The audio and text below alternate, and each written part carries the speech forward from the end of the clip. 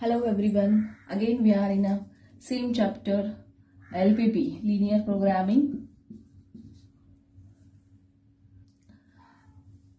Problems. Okay, LPP part 2. If you have any doubt, comment me. If you have any question regarding LPP, comment me in a comment section. जर काही doubts असल्यात विचारा मला.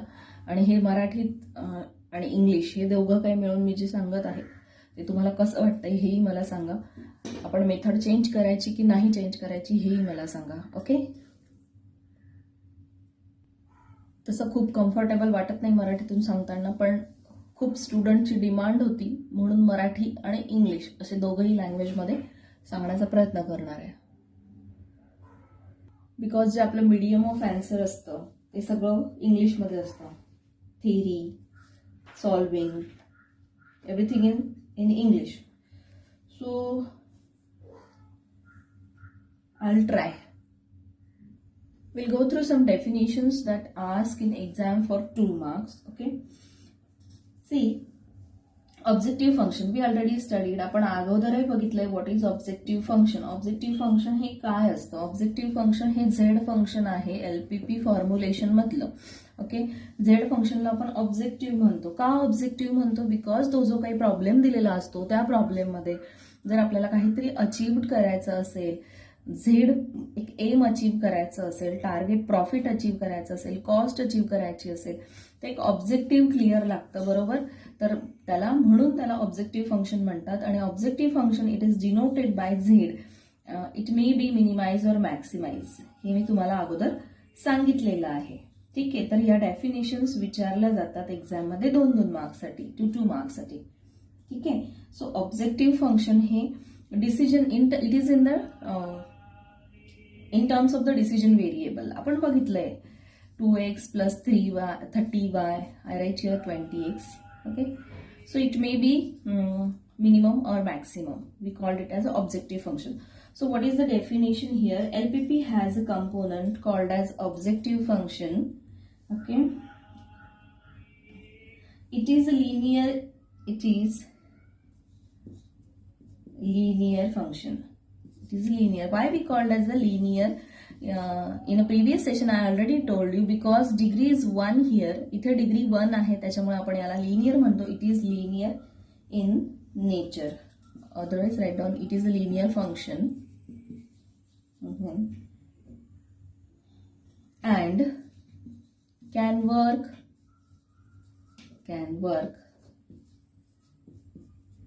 either by maximization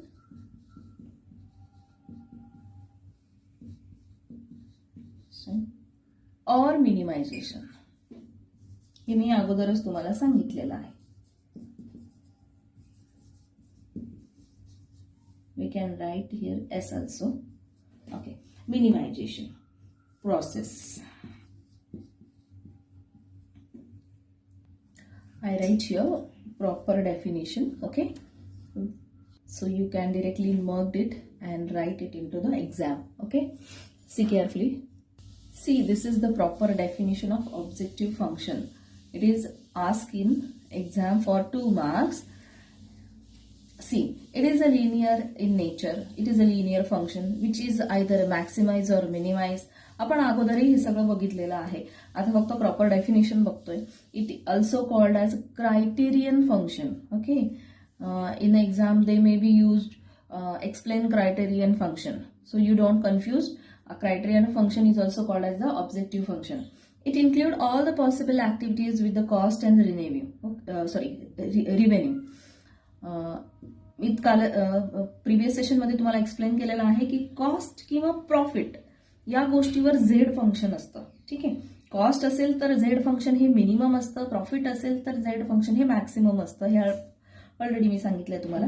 for example, see this minimum maximum Z 20x plus 30y. The goal is to be optimize the function. Actually, the function असायला हवं. Function.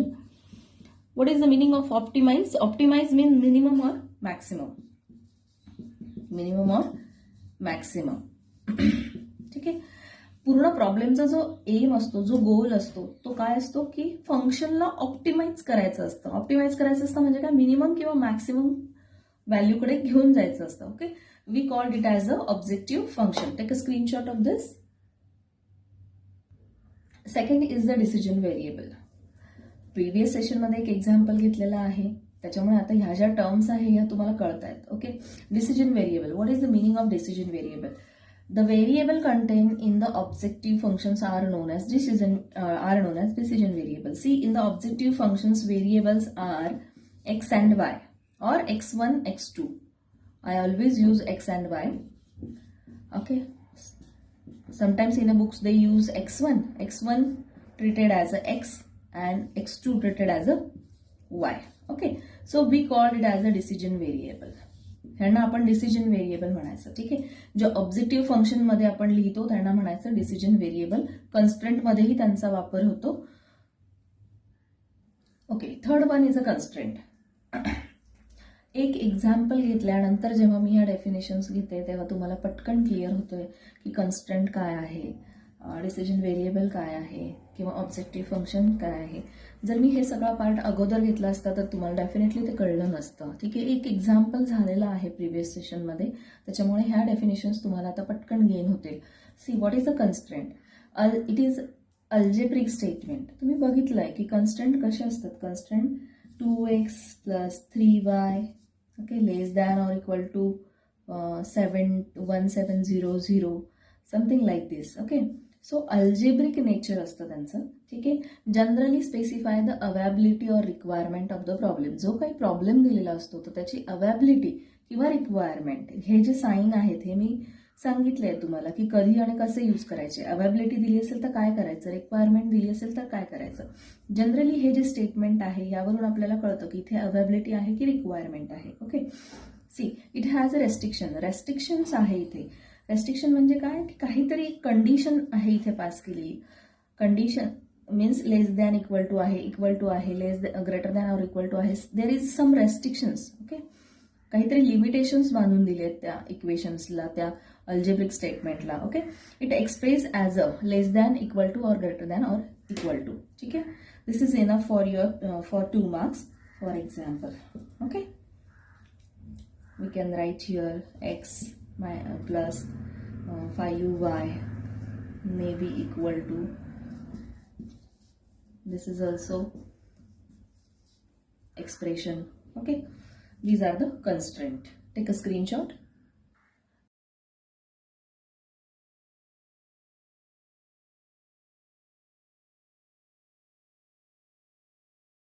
Read the example carefully.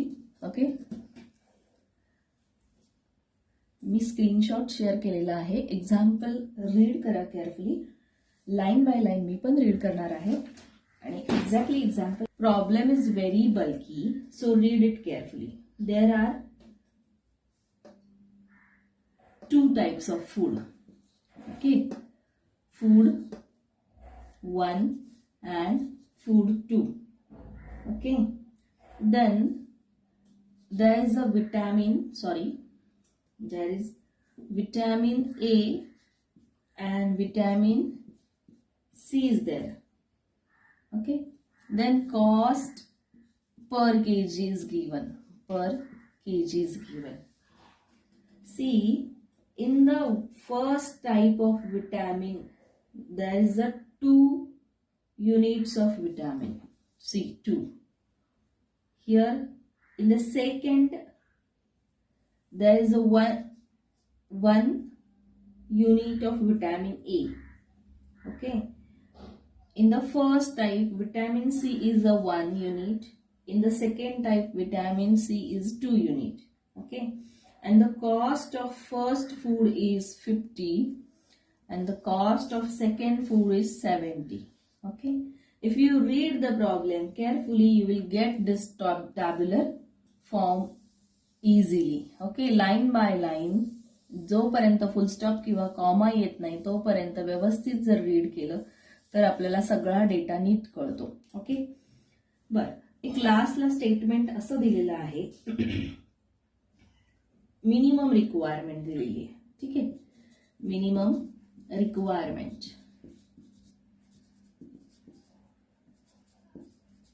minimum requirement. Okay, minimum requirement of vitamin A is 8. Okay, minimum requirement of vitamin C is 10. This is my problem.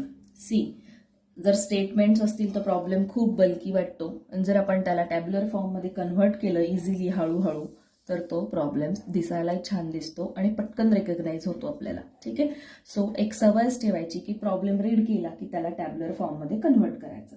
तर आता हा जो problem आहे, requirement त्यांनी इथे दिलेली आहे आणि झेड जो आहे क्लिअरली मेन्शन केलेला आहे की मिनिमम घ्यायचा आहे. सिम्पली आपण काय करायचं, एलपीपी फॉर्म्युलेशन करताना, तर जागेचा प्रश्न आहे जरा. Requirement minimum Z equal to, okay, काय येणार आहे मिनिमम झेड, जी कॉस्ट दिलेली आहे, कॉस्ट आहे बघा, मी तुम्हाला क्लू पॉइंट दिलेले आहे, कॉस्ट दिली आहे तर इट शुड बी मिनिमम. ठीक आहे, जर एका युनिटसाठी 50 पर kg लागत आहेत तर एक्स युनिटसाठी किती लागणार आहे. ठीक आहे, तर मी असं लिहिणार इथे 50x, okay, plus 70y, subject to constant. Subject to constant कुठले आहेत बघा, 2x, हे 2x प्लस y, रिक्वायरमेंट दिलेली आहे greater than or equal to 8, x plus 2y, x plus 2y greater than or equal to 10. बस दोनच constant आहे आणि जे हे एक्स आणि वाय आहे हे काय आहे, non negativity restrictions. This is my answer. You will get full 4 marks from this answer. Okay,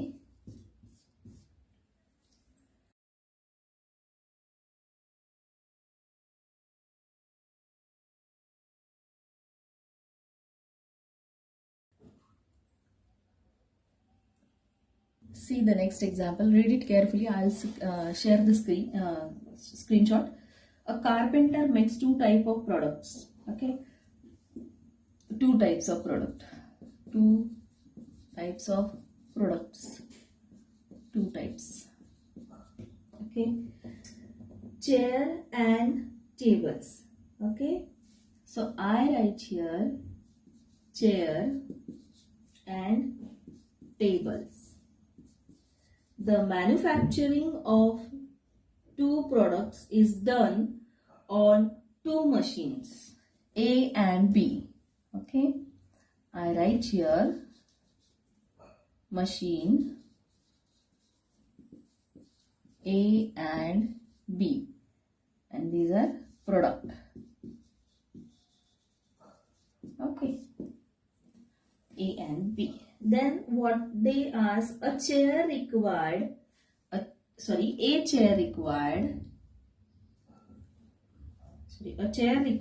2 hours on machine A. Chair required 2 hours in a machine A and 6 hours in a machine B.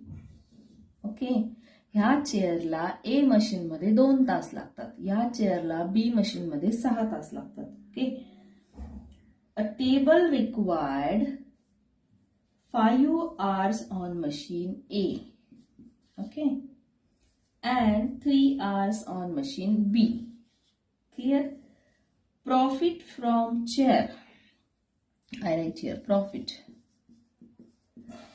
Chair साठी पूर्ण जे profit आहे ते कितीचं दिलंय त्यांनी, profit from a chair, single chair विकल्यानंतर मिळणारं प्रॉफिट आहे ₹20. Okay, profit from table is a table, एक सिंगल टेबल विकल्यानंतरचं प्रॉफिट आहे ₹50. Machine A is available. Okay, I write here availability. See how to draw the table, how to convert data into the table, availability. Machine A is available for the 50 hours.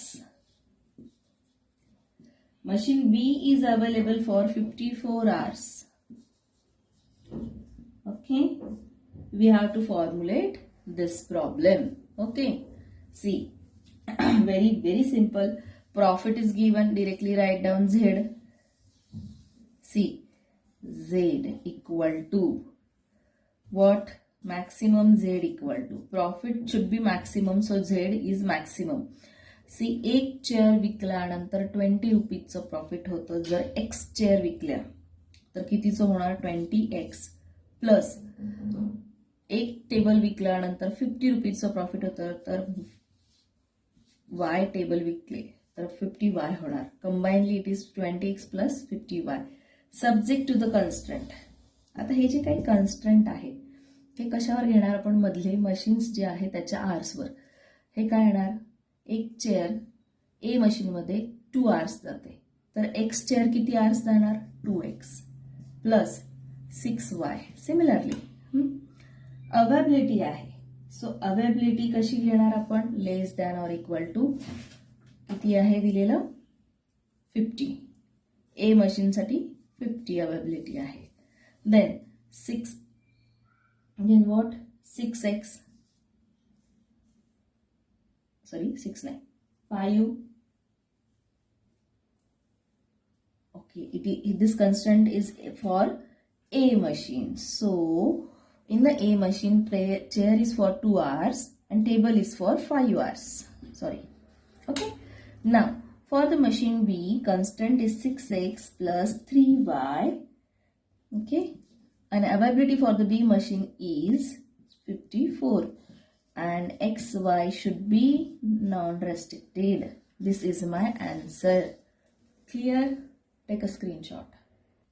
तुमच्याकडे कोणी 12th स्टँडर्डचे student असतील तर त्यांनाही LPP हा part असतो, त्यांनाही माझे video share करा. सेम एक्झाम्पल त्यांच्याही एक्झाममध्ये विचारले जातात. So please share to your 12th student friends. Now moving forward. Okay, solution of LPP by graphical method. This is a very important part. Solution of LPP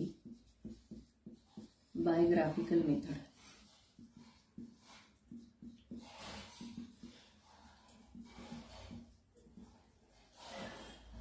okay, graphical method म्हणजे आता काय येणार आहे? Graph येणार आहे.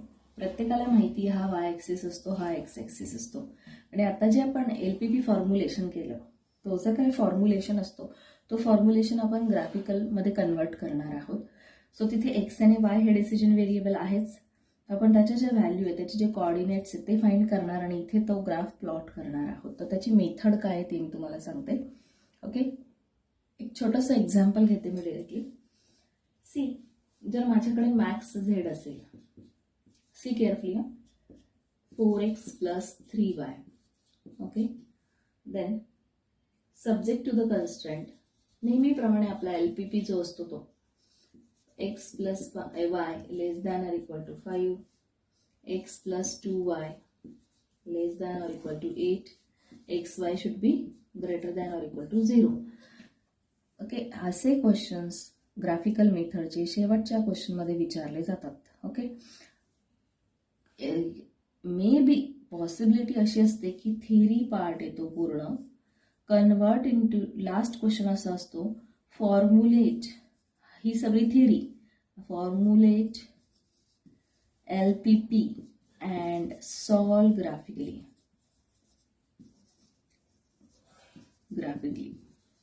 So हा जो total question आहे हा 6 मार्काचा असतो, 6 मार्क्सचा असतो लास्ट क्वेश्चनमध्ये, बिकॉज हा जो थेरी पार्ट आहे, ओके, जे आपण आता प्रिव्हियसली बघितलं, हा थेरी पार्ट आपल्याला LPP कन्वर्ट करावा लागतो, फॉर्म्युलेशन करावं लागतं आणि देन त्याला ग्राफिकली कन्वर्ट करावं लागतं. जर टाइम कन्झ्युमिंग आहे सो याला मार्क्स जास्त आहे. आणि जर लकीली, फॉर्च्युनेटली जर त्यांनी आपल्याला हे एवढंच दिलं आणि म्हटलं की सॉल्व ग्राफिकली, तर मग सोपं होतं पार्ट, मग ते मार्क्स पण कमी करतात, 4 मार्क्सला देतात. Okay, see carefully. आता करायचं काय? याला ग्राफिकली कन्वर्ट करायचं म्हणजे करायचं काय? सध्या हा जो झेड आहे दिस कीप ॲज इट इज असंच ठेवायचं याला.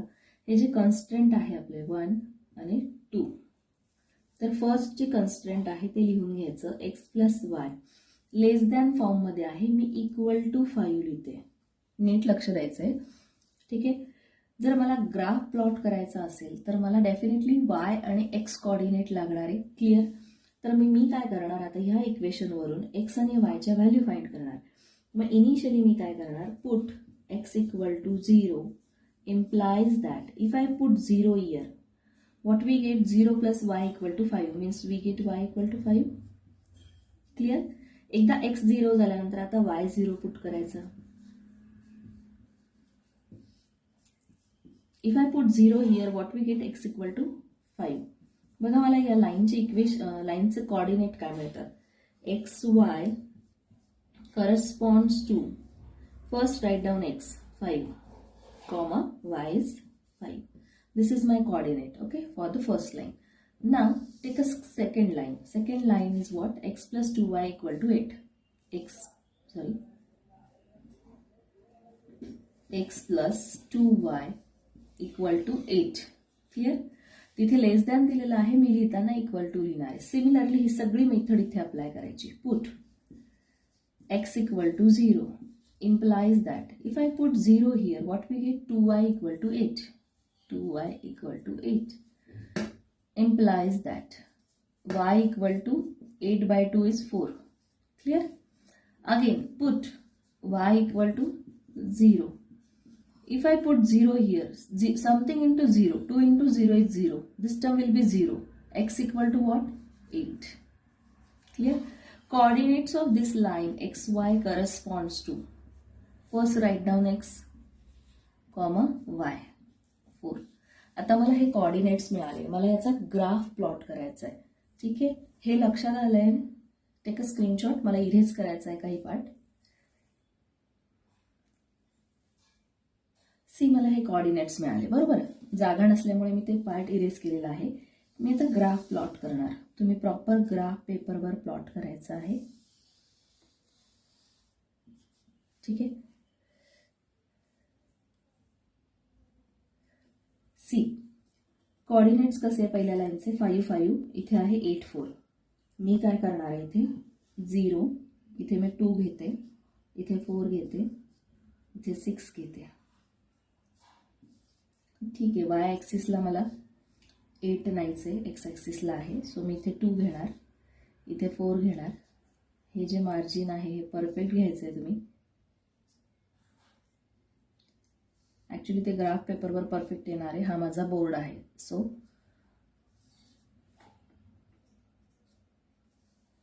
एट. ठीक आहे. First coordinate 5 5. See 5 somewhere here, second 5 somewhere here. Make a straight line between this 2 point. एक सरळ लाईन ड्रॉ करायची या 2 पॉइंटमधून. ठीक आहे. तुम्ही पेपरवर करताना व्यवस्थित ड्रॉ करा. हा माझा बोर्ड असल्यामुळे थोडासा प्रॉब्लेम येऊ शकतो. तुम्ही व्यवस्थित ड्रॉ करा. ठीक आहे. ही लाईन मी ड्रॉ केली. आता ही लाईन कुठली आहे, ही लाईन आहे इक्वेशन 1 ची. सो मी याला म्हणणार इक्वेशन लाईन नंबर 1 L1. ठीक आहे. किंवा मी इक्वेशनचं नाव देऊन द्यायचं आहे, x plus 2y equal to 5. L1 म्हटलंय मी. L1 line is less than type आहे. नीट लक्ष द्यायचं आहे. L1 लाईन लेस दॅन टाईप आहे. तर मी या ग्राफचा जो फिजिबल रिजन आहे तो मी कुठे प्लॉट करणार, तो मी ग्राफ 0 कडे घेणार. नेहमी लक्षात ठेवायचं, लेस दॅन असेल तर region should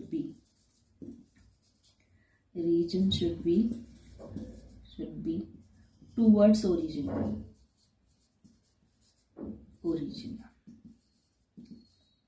or below the line. लिहून ठेवायचा हा पॉइंट कुठेतरी. आता लाईन मी ही ड्रॉ केली तर माझा जो रिजन आहे तो बिलो द लाईन, म्हणजे मी इकडे घेणार, सगळा शेडेड रिजन इथे घेणार. आता मी इथे शेडेड रिजन करत नाही बिकॉज सगळं ते खराब होईल. हा शेडेड रिजन असणार आहे. बरोबर. खालचा पार्ट इमॅजिन करायचा हा पूर्ण शेडेड रिजन आहे. ठीक आहे. आता सेकंड लाईन मी ड्रॉ करते 8. क्लिअर. Next is 4. आता ह्या इथून मी एक स्ट्रेट लाईन ड्रॉ करणार. ठीक आहे. This is my L2. He line 2 आहे, ही सुद्धा लाईन लेस दॅन टाईप आहे, म्हणजे मी रिजन कसा प्लॉट करणार, इकडे, बरोबर.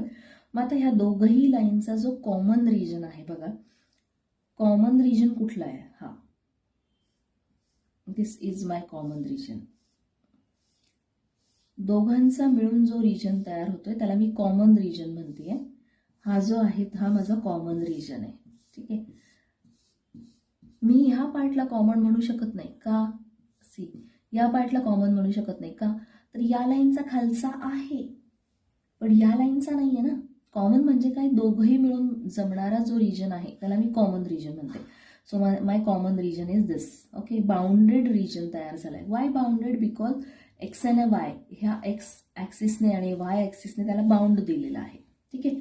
सो आता जिथे जिथे असं साईन येणार आहे असं, ठीक आहे, तिथे तिथे मी नोट करणार. इथे काय ओ आहेच ऑलरेडी, इथे मी देणार ए, इथे मी देणार बी आणि इथे मी देणार सी. म्हणजे मला रिजन कुठला मिळतो, common region O A B C. Clear, असं मला एक रिजन मिळतोय, ठीक आहे. मग आता मी काय करणार, ह्या प्रत्येक रिजनला कोऑर्डिनेट फाइंड करून घेणार, ठीक आहे. C carefully. मी काही पार्ट पुसणार आहे, स्क्रीनशॉट घेऊन ठेवत चला. आता हा पार्ट मी इरेज करते. सी, मला ओ ए बी सी नावाचा रिजन मिळाला. आता मी काय करते, ओ ला कोऑर्डिनेट्स काय आहे, 0 0, बरोबर. जे माझं ओरिजिनल झेड फंक्शन आहे, झेड फंक्शन काय आहे बघा, 4x + 3y. काय करायचंय, झेड फंक्शन या पॉइंटला फाइंड करायचं, 0 0. If I put 0 here 0 here, what we get, Z = 0. Clear. ना ए पॉइंटला, A point is on X axis. Clear, हा एक्स ॲक्सिस आहे, 6, बरोबर. आणि त्याचा वाय कोऑर्डिनेट काय असेल, 0, कारण तो एक्स ॲक्सिसवर आहे. मग आता झेड या पॉइंटला फाइंड करायचा, z at 6 0. If I put 0 here, this will be 0. 6 × 4 24. Clear, 6 × 4. So now B point is the intersection of line number 1 and line number 2. हे जरा वेळासाठी बाजूला ठेवा, कारण पुढचा सी पॉइंट सोप्पा आहे, तो अगोदर करू. C is on y axis, बरोबर, हा वाय ॲक्सिसवर आहे. सो वाय कोऑर्डिनेट त्याचा 4 असणार आहे आणि एक्स कोऑर्डिनेट 0 असणार आहे. क्लिअर. मग आता काय करायचं, झेडला सी पॉइंट फाइंड करायचा. Z = if I put 0 here, 4 × 0 0, 3 × 4 12. आला. ओके, नाव आता हे जे कोऑर्डिनेट हे फाइंड करायचे राहिलेत आपले. आता काय करायचं, या कोऑर्डिनेटसाठी ह्या दोन लाईनचे इक्वेशन सॉल्व्ह करायचे. दोघंही लाईनचे इक्वेशन आपल्याला माहिती आहे. काय ते इक्वेशन्स, मी झेड पॉइंट लिहून ठेवते इथे. O at Z 0, A at Z is 24, C at Z is 12. Okay, मी हा पार्ट इरेज करते. राहतोय प्रश्न आपला बी पॉइंटचा, because B point is the intersection of line number 1 and line number 2. So line number 1 is x + y = 5, okay, and x + 2y = 8. या दोघांचं intersection आहे. इंटरसेक्शन म्हणजे काय, कट, इथे इंटरसेक्शन आहे, म्हणून मी या दोन लाईन सॉल्व्ह करणार आहेत. जर एखादा तिसरा कन्स्टंट असला, तिसरी लाईन असली, तर आयडेंटिफाय करायचं की इंटरसेक्शन नेमकं कोणत्या दोन लाईनचं आहे. ठीक आहे, minus minus minus cancel, y - 2y is -y, 5 - 8 is -3, so y = 3. Clear? I put this value in simple equation. X = 5 - 3 is 2. So xy is x is 2, y is 3. So coordinates of B is 2, 3. जर proper graph आपण plot केलेला असेल graph पेपरवर, तर इथेही आपल्याला coordinates मिळतात. हे बघा, हे बरोबर इथे लाय होतोय 2 ला बी, आणि बरोबर हा इथे 3 ला कुठेतरी लाय होतोय. ठीक आहे ना, ग्राफ पेपरवर प्रॉपर आपल्याला दिसतं की बी कुठे लाय होतोय. ठीक आहे, तरीही आपल्याला हे सॉल्व्ह करावंच लागतं. नाव फाइंड झेड ॲट 2 3. झेड काय आहे माझा, झेड आहे 4x + 3y. आता तो 2, 3 ला फाइंड करायचा आहे. 3 × 3, 8 + 6, इट इज 14. क्लिअर. आता कुठल्या पॉइंटला हा बी ॲट झेड इज 14. आणि इनिशियली जेव्हा प्रॉब्लेम आला होता आपल्याला त्यावेळेला झेड काय होता तुमचा, झेड हा मॅक्स होता, बरोबर. मग आता याच्यातली मॅक्सिमम व्हॅल्यू कुठली, ही मॅक्सिमम व्हॅल्यू. मग आता आन्सर लिहिताना काय लिहायचं, z is maximum. I write here, we have to write z. I write here answer, z is maximum at A, where points are 6, 0 and Z equal to 24. This is our required answer. हे सगळं जे काही मी आता सांगितलं त्याचं हे final answer आहे आणि याला म्हणायचं ग्राफिकल मेथड. ओके. आणि हा जो काही रिजन क्रिएट झाला याला म्हणायचं feasible region, bounded feasible region, bounded feasible region. Clear. सगळे प्रॉब्लेम्स याच पद्धतीने सॉल्व करायचे आहेत. ओके. Take a screenshot. तुम्हाला काहीही प्रॉब्लेम असेल, नोट्स रिगार्डिंग असेल किंवा क्वेश्चन पेपर रिगार्डिंग असेल तर मला कमेंटमध्ये विचारा, मी तुमचे प्रॉब्लेम सॉल्व करणार आहे. ठीक आहे. तुमच्या मित्रमैत्रिणींना माझे व्हिडिओ शेअर करा. आणि हे मराठीत बोलणं, हे इंग्लिश आणि मराठी या दोघंही लँग्वेजमध्ये आपलं चालू आहे. प्रिव्हियसली मी असे सेशन घेत नव्हते, फक्त इंग्लिश टू इंग्लिशच चालू होतं. सो हे तुम्हाला कसं वाटतंय comment me. Okay. Thank you very much.